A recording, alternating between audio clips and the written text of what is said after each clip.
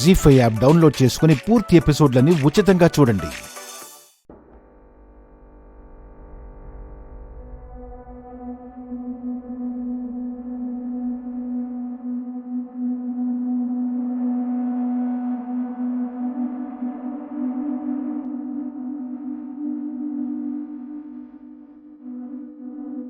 జానకమ్మ, నువ్వేం చెప్తావని మేమంతా ఎదురు చూస్తుంటే నువ్వేమో రాముడి వైపు చూస్తున్నావేంటి?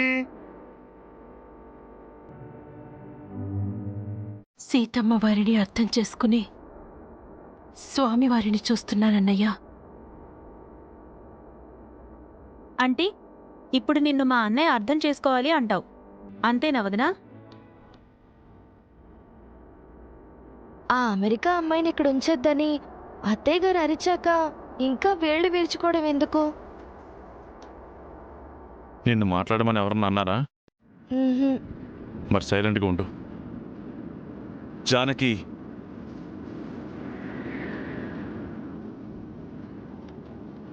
కిషోర్ కూతుర్ని పంపించేయమని అమ్మ చెప్పాక కూడా నువ్వింకా ఆశగా ఎదురు చూస్తున్నావెందుకు? ఆడపిల్లను ఎక్కడికి పంపించమంటారండి? ఇక్కడ పుట్టుంటే అత్తారింటికి పంపించేవాళ్ళం. వాళ్ళమ్మకి దుర్బుద్ధి పుట్టిన ఫలితానికి ఆ పిల్ల అమెరికాలో పుట్టింది. ఏ గూటి పక్షిని ఆ గూటికి చేరిస్తేనే మంచిది. ఆ టికెట్ బుక్ చేయమంటారా చెల్లెమ్మ?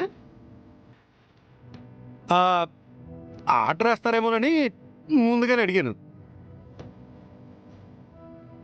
లగేజ్ కూడా పెద్ద బరువు ఉండదు. మనలాగా చీరలు లంగావణిలు వేసుకోదు కదా. చాలా వరకు పీలికలే. నేను వెళ్ళి పిలుచుకొస్తాను నండి. వెళ్ళు. ఆగండి.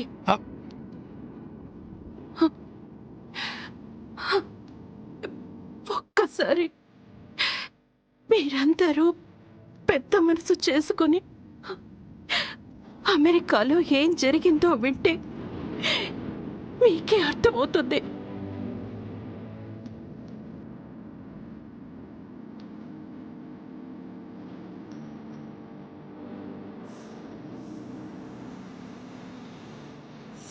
నాకు క్యాన్సర్ అక్క,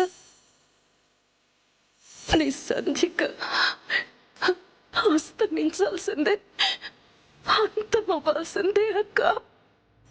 నేను చేసిన తప్పులన్నింటికీ కలిపి చేతులు జోడించి క్షమాపణ అడుగుతున్నానక్క.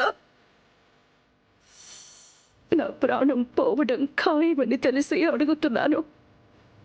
ఆద్య బాధ్యత తీసుకుంటానని నాకు మాటివ్వక్క, నాకు మాటివ్వక్క.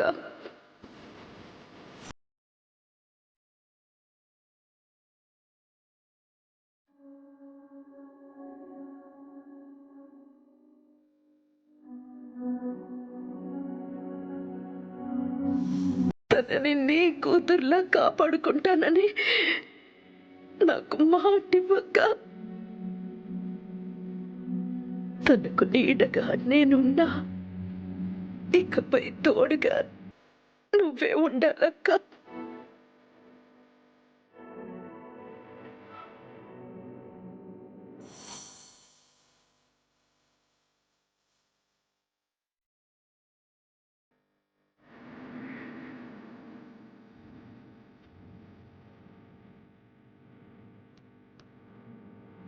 వదిన మాటిచ్చినందుకే తనని తీసుకొచ్చింది అన్నయ్య. ఎవరినడిగి మాటిచ్చింది? ఎవరినడిగి మాటిచ్చింది? ఎవరినడిగి మాటిచ్చింది? ఎవరినడిగి మాటిచ్చింది?